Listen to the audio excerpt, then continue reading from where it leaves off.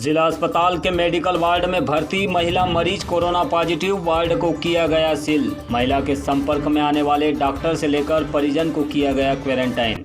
बालाघाट में जल भराव की समस्या को लेकर कांग्रेस नेताओं ने सौंपा कलेक्टर को ज्ञापन। सुनियोजित ड्रेनेज सिस्टम और फ्लाईओवर बनाए जाने की रखी मांग। और कनकी के आवास टोला में निवासरत दर्जनों घरों में घुसा बाढ़ का पानी, राशन सामग्री सहित घर गृहस्थी का सामान भीगा। 2 दिन से भूखे हैं लोग। अब समाचार विस्तार से। जिला अस्पताल बालाघाट के मेडिकल वार्ड में भर्ती महिला मरीज कोरोना पॉजिटिव मिलने के बाद उसे मेडिकल कॉलेज छिंदवाड़ा रेफर किया गया है। जानकारी के मुताबिक बालाघाट नगरीय क्षेत्र सरेखा निवासी एक महिला को सांस फूलने और खांसी की शिकायत के बाद अस्पताल के मेडिकल वार्ड में भर्ती किया गया था, जहां उसकी तकलीफ बढ़ने पर उसका कोरोना सैंपल लेकर ट्रूनाट लैब में जाँच की गई तो महिला की रिपोर्ट पॉजिटिव पाई गई। उसकी हालत गंभीर होने पर उसे मेडिकल कॉलेज छिंदवाड़ा भिजवा दिया गया। वहीं दूसरी ओर मेडिकल कॉलेज में भर्ती होने के बाद तत्काल अस्पताल के इस वार्ड को बंद कराते हुए उसके संपर्क में आए लोगों की भी जांच शुरू कर दी गई है। महिला वार्ड नंबर 31 सरेखा की निवासी है। जैसे ही इस बात की जानकारी हुई, तत्काल स्थानीय प्रशासन की मदद से महिला के परिजनों के साथ उसके आसपास के 2-3 मकानों को भी कंटेनमेंट जोन घोषित किया गया है।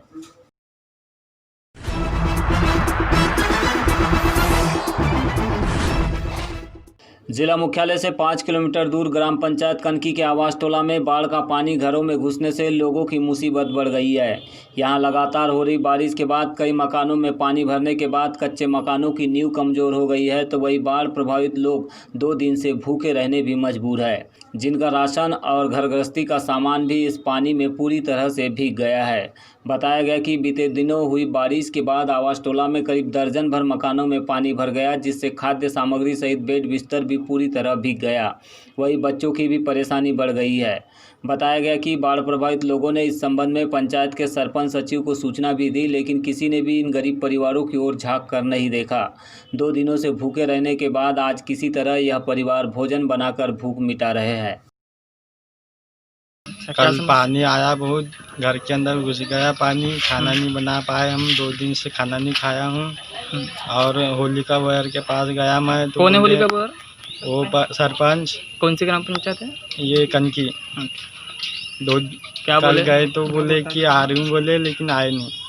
कौन सी कल पंचायत? हमारे घर में मतलब पानी पूरा घुस गया है। बरसात होने के कारण पूरा अंदर ग्राउंड में पानी घुसा है। ऊपर से कुछ नहीं गया है, नीचे से पानी आया है पूरा।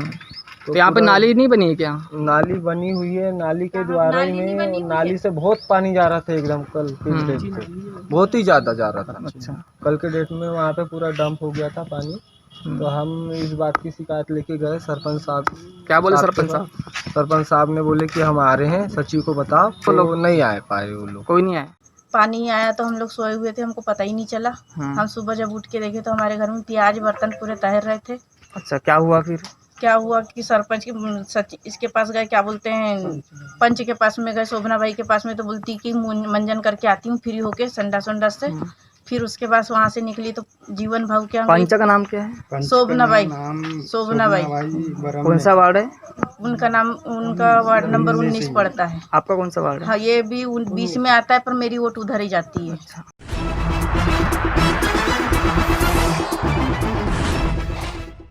नगर में व्याप्त अव्यवस्थाओं और बेतरतीब विकास कार्यों के कारण थोड़ी सी बारिश में जलभराव की समस्या से लोगों को जूझना पड़ रहा है।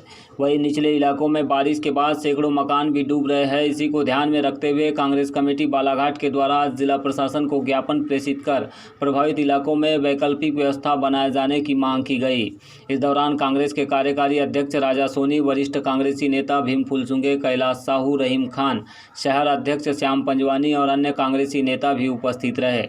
कांग्रेस अध्यक्ष राजा सोनी ने बताया कि एक समय में बालाघाट शहर काफ़ी व्यवस्थित नजर आता था, लेकिन अब स्थिति इतनी भयावह हो रही है कि पास इलाकों के साथ निचले इलाकों में नाव चलाने की नौबत आ जाती है।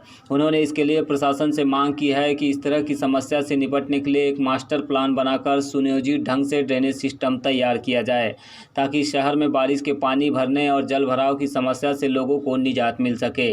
उन्होंने इसके अलावा सरेखा रेलवे क्रॉसिंग पर जाम की समस्या से निपटने फ्लाईओवर ब्रिज की मांग को भी प्रमुखता से उठाया है। चाहे वो महावीर कॉलोनी हो, चाहे नर्मदा नगर हो, इसके अलावा भी जो हमारे शहर के निचले इलाके हैं, बैयर रोड हो, गड्ढा मोहल्ला हो, अनेक इलाके ऐसे हैं जो अगर थोड़ी सी भी बारिश होती है तो हम सब देखते हैं कि लोगों के घरों में पानी भरने लगता है और स्थिति इतनी भयावह हो जाती है कि नाव तक चलाने की आवश्यकता हमें शहर में महसूस होने लगी है। ये स्थिति बालाघाट नगर की है और हम सबको लगता है कि ये कहीं ना कहीं जो स्थिति है जो बन रही है, जो हमारे शहर का जो एक मास्टर प्लान कई साल से हम सुनते आ रहे हैं कि एक मास्टर प्लान तैयार हो रहा है, मास्टर प्लान तैयार हो रहा है, लेकिन वो कौन कर रहा है, किसने किया, ये आज तक पता नहीं चला। और उस मास्टर प्लान के अभाव में, एक ड्रेनेज सिस्टम के अभाव में कहीं ना कहीं बालाघाट की यह जो हालत बद से बदतर होती जा रही है। तो हम सब आज यहाँ पर माननीय कलेक्टर महोदय से यह मांग करने आए हैं कि अतिशीघ्र बालाघाट में एक सुव्यवस्थित ड्रेनेज सिस्टम की प्लानिंग की जाए, ड्रेनेज सिस्टम तैयार किया जाए। इसके अलावा जो बालाघाट में हम देख रहे हैं, हमारी कई विगत वर्षों से जो मांग है ओवरब्रिज की, क्योंकि आप सभी जानते हैं कि बहुत ही जल्दी ही ब्रॉडगेज का काम पूर्ण होने जा रहा है और इससे रेल भी चालू होने वाली है। और जब भी इस मार्ग पे रेल यातायात प्रारंभ होगा, निश्चित रूप से नागरिकों को बहुत असुविधा का सामना करना पड़ेगा, क्योंकि हो सकता है कि हर से 10-15 मिनट में एक रेल का आना जाना यहाँ से इस मार्ग से होगा और ओवरब्रिज के अभाव में बहुत परेशानी हम नागरिकों को उठा।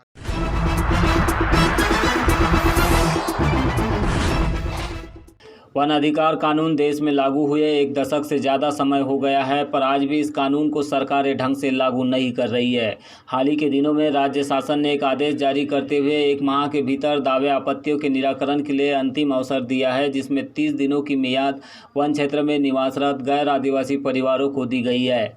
इसी को लेकर आज आदिवासी क्षेत्र टुपला ग्राम के अहिर जाति से संबंधित 30 से अधिक लोगों ने सरपंच के साथ पहुँचकर दावे आपत्ति के लिए कलेक्टर कार्यालय में उपस्थित होकर अपील की।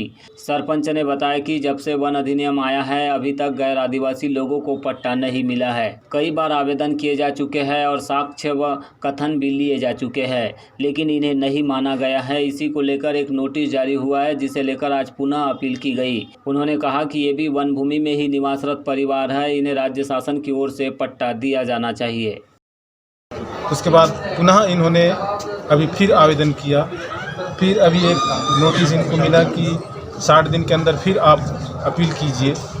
तो जितना भी साक्ष्य था, बुजुर्गों का कथन, दूसरा मतदाता सूची, तो जो मतदाता सूची 1975 का है ना, 1975 का मतदाता सूची भी आवेदन के साथ संलग्न है और जो बुजुर्ग का कथन है वो भी संलग्न है। ग्राम सभा का जो प्रस्ताव मांगा था वो भी संलग्न है।